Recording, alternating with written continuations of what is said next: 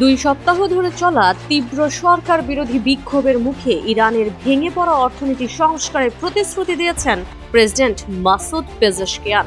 রোববার রাষ্ট্রীয় টেলিভিশনে দেওয়া এক সাক্ষাৎকারে তিনি বলেন, তার সরকার জনগণের অভাব অভিযোগ শুনতে প্রস্তুত, তবে একই সঙ্গে এই অস্থিরতার পেছনে যুক্তরাষ্ট্র ও ইসরায়েলকে দায়ী করে কঠোর হুঁশিয়ারি উচ্চারণ করেছেন তিনি।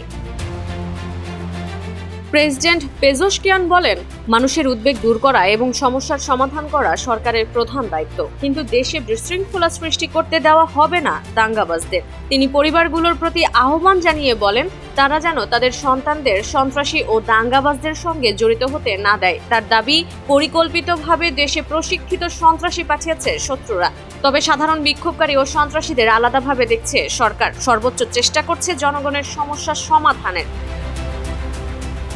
ইরানে চলমান এই সংকটের সূত্রপাত হয় গত ডিসেম্বরের শেষের দিকে। বছরের পর বছর অর্থনৈতিক চাপের মধ্যে স্থানীয় মুদ্রার মান ব্যাপকভাবে কমে যাওয়ায় সাধারণ মানুষ দ্রব্যমূল্যের ঊর্ধ্বগতি ও মুদ্রাস্ফীতির প্রতিবাদে নেমে আসে রাস্তায়। প্রাথমিক পর্যায়ে এটি অর্থনৈতিক আন্দোলন থাকলেও দ্রুতই তা রূপ নেয় রাজনৈতিক ও সরকার বিরোধী বিক্ষোভে। 2022 সালে মাহসা আমিনির মৃত্যুকে কেন্দ্র করে হওয়া আন্দোলনের পর এটি ইরানের সবচেয়ে বড় অস্থিরতা। শান্তিপূর্ণ বিক্ষোভকারী ও সশস্ত্র সন্ত্রাসীদের মধ্যে পার্থক্য করার আহ্বান জানিয়েছেন ইরানের পার্লামেন্ট স্পিকার মোহাম্মদ বাঘের গালিবাফ। তবে তিনি মার্কিন প্রেসিডেন্ট ডোনাল্ড ট্রাম্পের সামরিক হুমকির কড়া জবাব দিয়েছেন।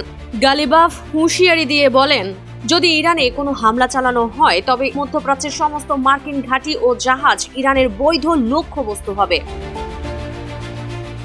বর্তমানে ইরানে মানবাধিকার পরিস্থিতির অবনতি ঘটেছে বলে জানাচ্ছে বিভিন্ন সংস্থা। মানবাধিকার সংস্থাগুলোর দাবি অনুযায়ী নিরাপত্তা বাহিনীর অভিযানে এখন পর্যন্ত অন্তত 51 জন বিক্ষোভকারী নিহত হয়েছেন, যার মধ্যে শিশু রয়েছে 9 জন। অন্যদিকে সরকারি হিসাবে 109 জন নিরাপত্তা সদস্যের প্রাণহানির খবর পাওয়া গেছে। বর্তমানে দেশটিতে 60 ঘন্টার বেশি সময় ধরে পুরোপুরি বন্ধ রয়েছে ইন্টারনেট সেবা।